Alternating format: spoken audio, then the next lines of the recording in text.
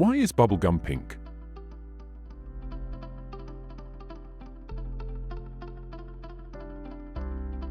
In the world of confectionery, few things spark the same nostalgia and fun as bubblegum. That unmistakable sweet, fruity flavor, the challenge of blowing the biggest bubble, and, of course, its signature color, pink. Bubblegum pink is instantly recognizable, a hue so intertwined with childhood memories that it's hard to imagine it in any other shade. But have you ever wondered why bubblegum is pink? How did this color come to define a candy that's been chewed and popped for generations? This is the story of bubblegum, a tale that intertwines innovation, whimsy, and a fortuitous accident that left an indelible mark on the world of candy. To uncover the answer, we must journey back to the early 20th century, when the concept of bubblegum as we know it was just beginning to take shape. Our story begins in the 1920s, in the industrial heartland of Philadelphia, Pennsylvania. At the time, chewing gum had already been a popular treat for several decades.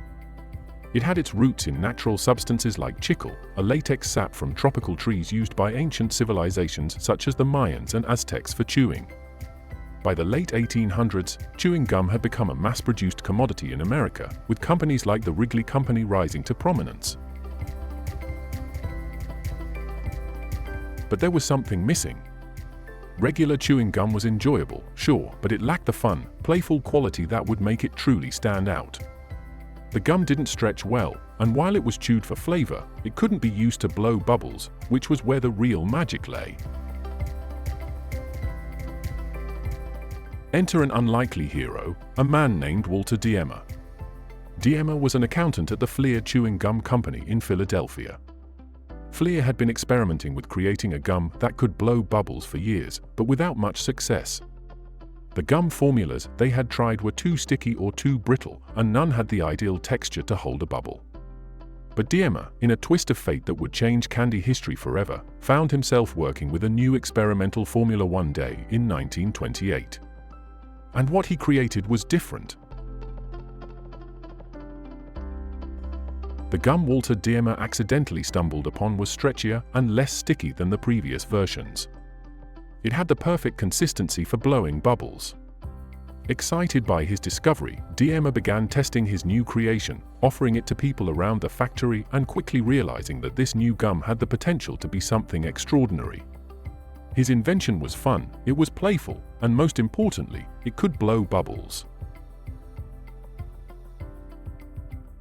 But as with all great inventions, there was one problem to solve before it could hit the shelves: the gum needed color. When Diemer looked at his batch of bubblegum, he realized it was an unappealing beige color, not exactly the kind of shade that would inspire joy in candy lovers.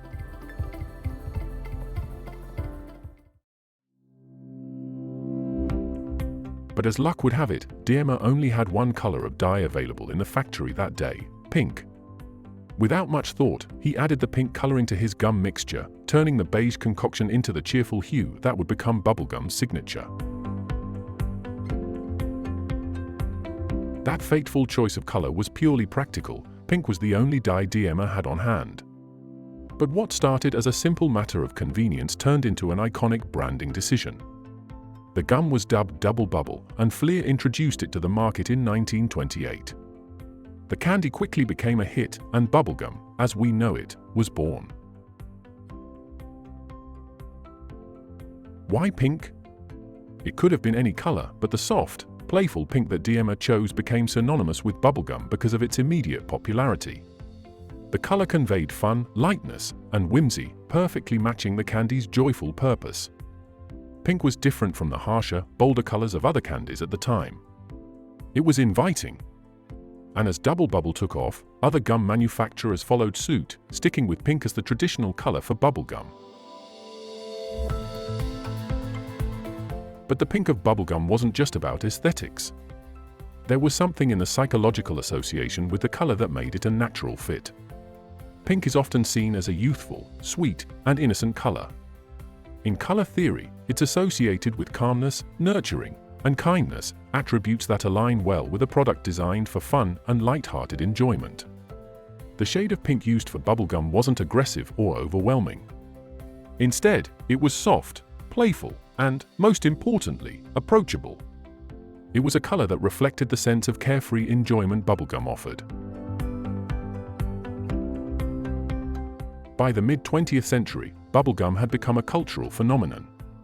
From kids blowing bubbles on street corners to soldiers during World War II receiving packs of gum in their rations, bubblegum was everywhere.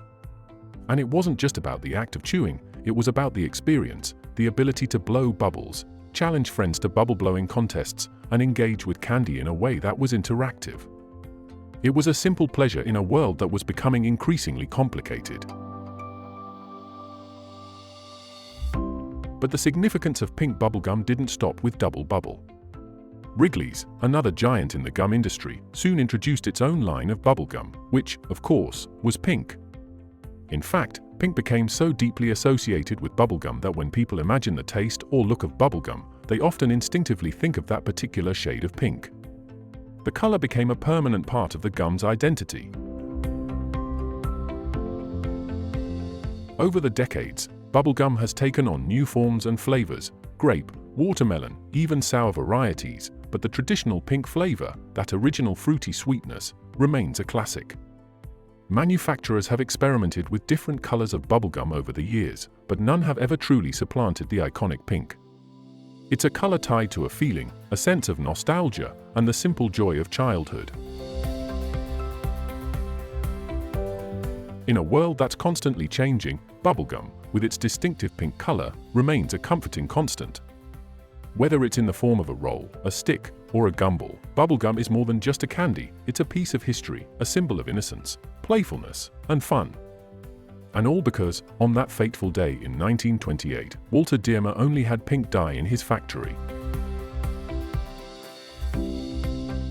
In the end, the story of bubblegum pink is a reminder of how chance and practicality can lead to iconic cultural moments. What began as a necessity, a matter of using the only available resource, became a lasting symbol that endures to this day. It's proof that sometimes, the most lasting impressions come from the simplest of decisions.